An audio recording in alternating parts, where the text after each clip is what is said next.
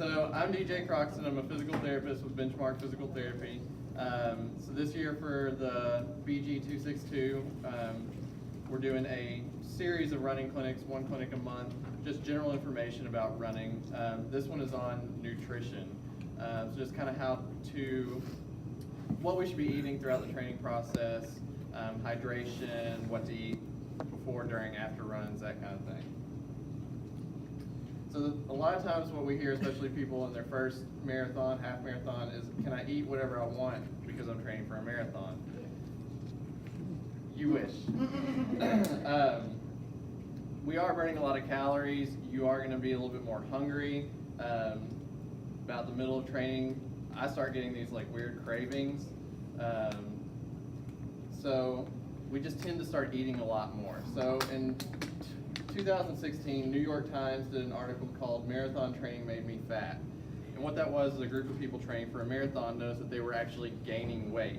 The reason for that is as you run, especially intensive training, you're going to be more hungry because you are burning calories, but it's all about the quality of what you're taking in. So 80% of your total body composition is comprised of what you eat.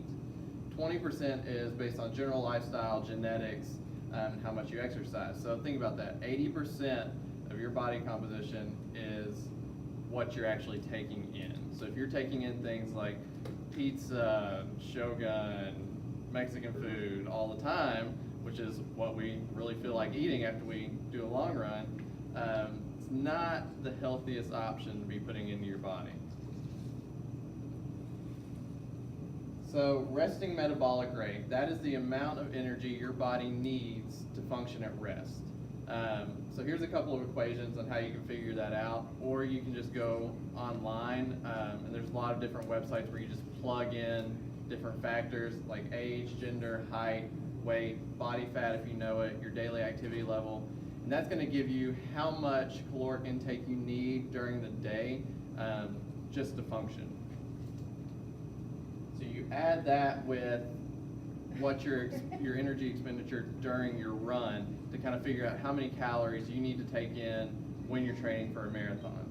So 1 mile we typically burn anywhere from 90 to 110 calories depending primarily on how efficient our running form is.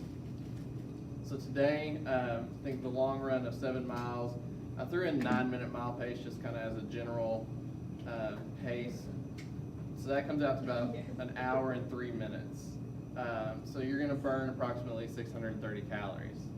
So then if you're eating a Wendy's chicken biscuit, that's 530 calories. If you had any Gatorade, that's an additional 35 calories. So about 565 calories. So a difference of 65 calories. That's not, I'm guessing a chicken biscuit is not all you're going to eat throughout the day.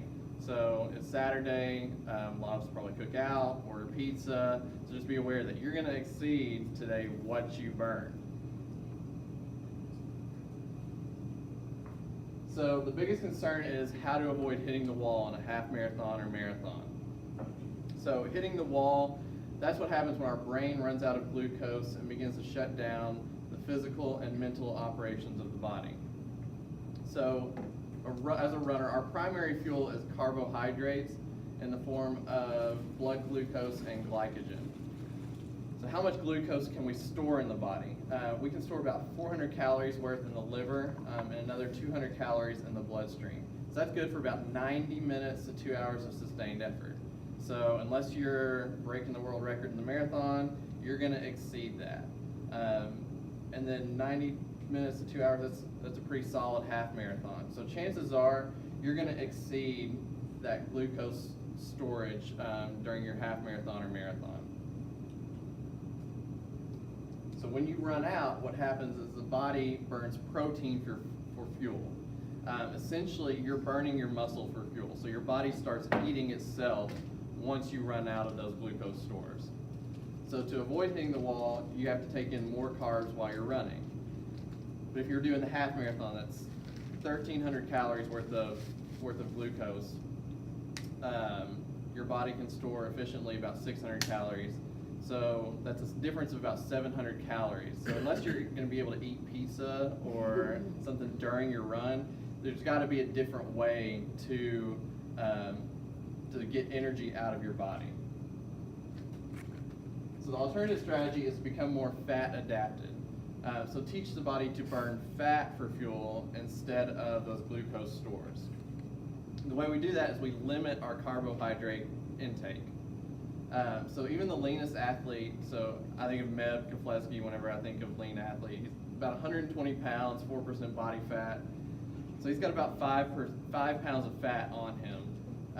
And that's tens of thousands of calories that he can burn just from fat. So you can see how much more efficient our body would be if we're able to burn the fat instead of those glucose stores. So marathon, half marathon, again, it's an aerobic event. So we're typically running about 70 to 80% of our max heart rate. Elite runners are running about 85% of their max heart rate. So your cells derive energy from carbs both aerobically and anaerobically, which means aerobically is when your muscles are using oxygen efficiently to run. Anaerobically is when you're using the fibers in your muscles that don't require oxygen. So your body can burn carbs whether you're getting in enough oxygen or whether you're not.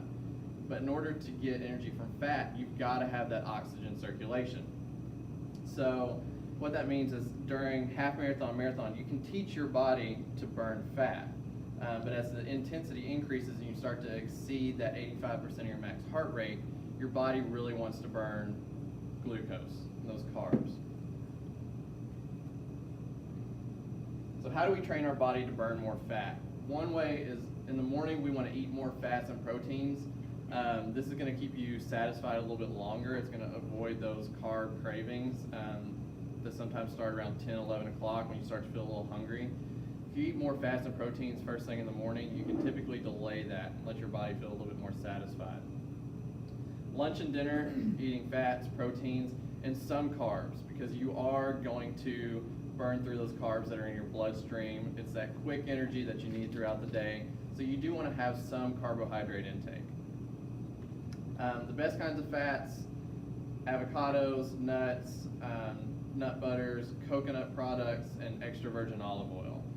So for me, I like to start with eggs and guacamole or eggs and avocado in the morning. And that typically will get me through to about lunch.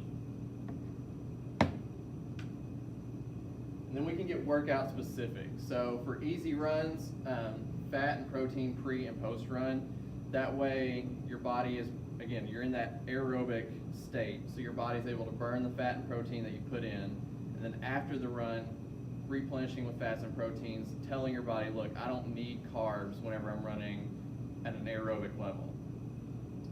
Long runs, fat and protein pre-run, carbs during the run over 60 minutes, so those power gels, power blocks. Again, you've got to replenish the carbs that are in your bloodstream at that point just for that quick energy. And then post-run, take in all three. Tempo and interval runs, if anybody's doing those, fat, protein, and carbs pre-run, carbs during, fat, protein, carbs after run. That's just because you're getting into that anaerobic pace. So your body is primarily going to burn carbs.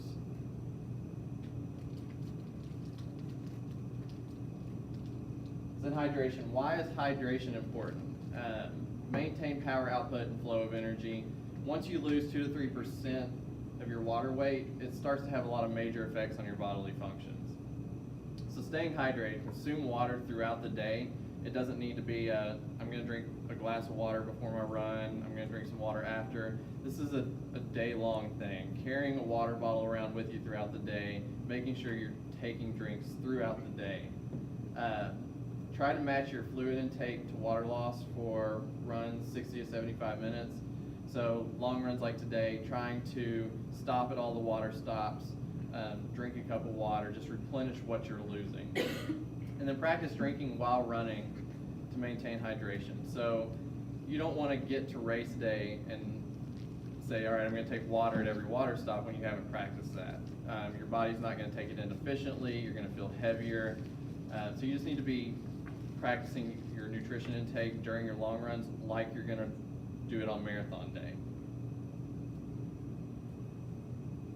So the equation for somebody who's active, which we all are at this point if you're training, 0.75 ounces times your body weight, and that's really your daily fluid requirement. So that's the equation to know. So figure that out. That's how many ounces of water you should be taking in a day during training.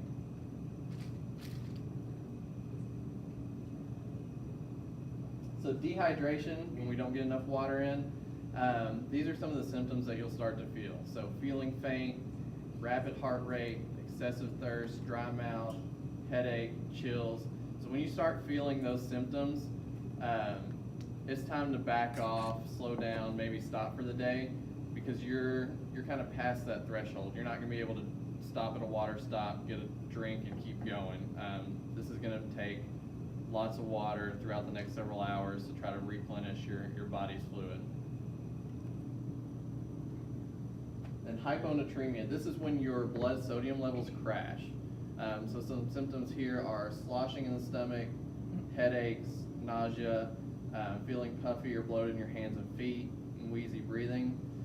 So when you start experiencing those symptoms, it's time to stop drinking until you urinate or the symptoms decrease. Take in some salt tablets. So if you keep drinking when you feel this, it's just going to continue to deplete your body's your blood sodium levels. So you really need to take in some salt, salty foods, just try to get your sodium levels back up. This is one of the reasons I recommend alternating water and Gatorade during long runs. That way you're not just taking in water, you're getting that Gatorade which has that sodium in it to try to keep those sodium levels a little bit higher.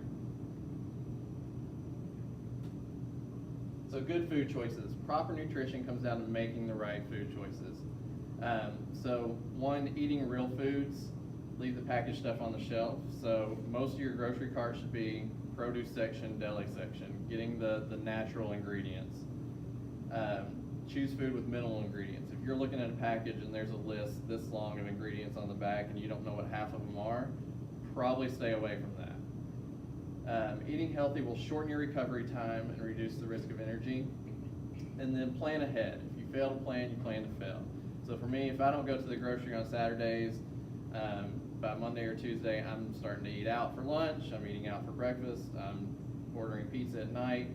So just trying to plan ahead, plan what your meals are going to be, so it's not 5 o'clock, you're getting off work, and you've got to go get ingredients to cook, because at that point, you're probably just going to order something, go grab fast food, which is not the right choice at this point. Any questions?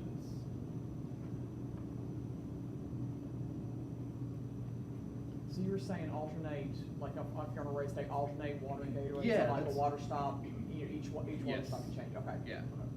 So that way you're still getting the fluid in, Okay. but that Gatorade still gives you that sodium, those electrolytes to replenish that, Okay. what you're sweating out. Okay. Is this information available to us anywhere?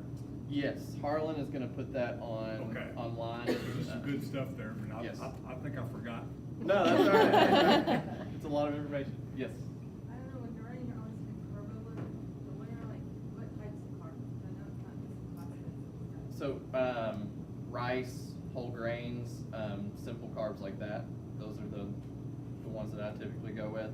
And when should you start doing that?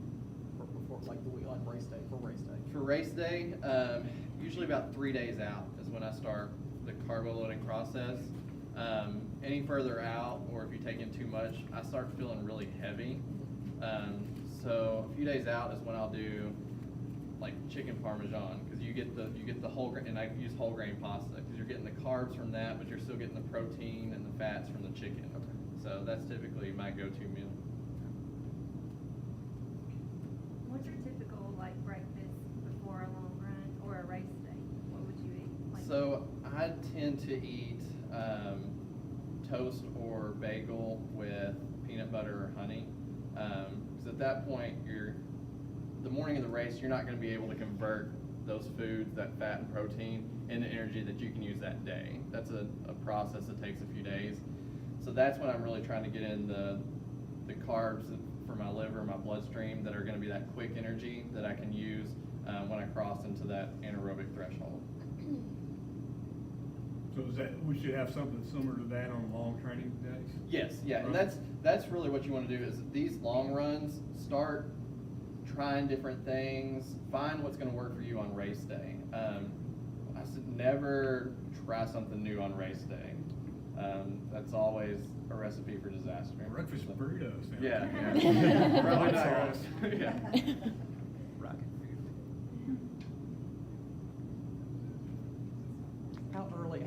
how far before a race starts do you eat? Like, It depends. So for half marathon or marathon, usually hour and a half, 2 hours? 2 hours. Okay, that's what I thought. Because it's such a long race. Right. So you don't want, for a 5K, I usually do 3.5, because I really want most of that to be burnt out before I start the race.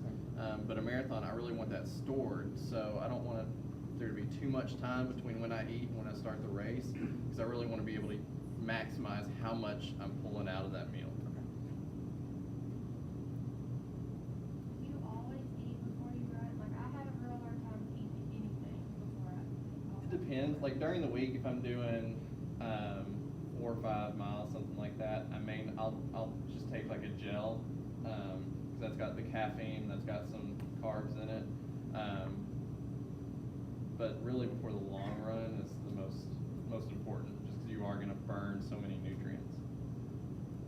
You said a spoonful of peanut butter. If you're not a morning person, that's what I do. It's a very personal thing. Mhm. You It just have to is. experiment. I could It is. eat pretty much anything, and 30 minutes later, go out and go on a 12-mile Yeah. run and not I bother get me. indigestion really bad, so I don't. Yeah, it's hard for me to eat peanut butter before I run. Yeah. And like during the week, I can just get up 10 minutes before, head out the door, take a mile or two to warm up, and go. For my long runs, I've got to get up about an hour and a half before, and I need to eat something. For me, I need a cup of coffee. So that's just my preference. But. I used to eat for the long run, but Dark chocolate's good too. Dark chocolate? At some point in time, we were really, because I know we were running, I forget what race it was, and there was a lady standing on the side that had some dark chocolate.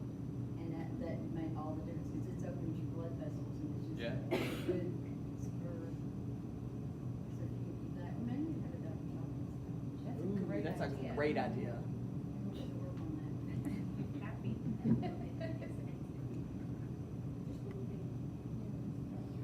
They do it in hot chocolate, they have it. Yeah.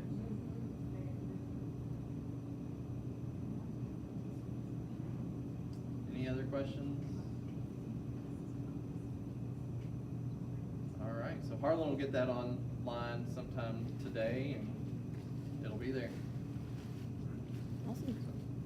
Thanks everybody for coming out. We appreciate it.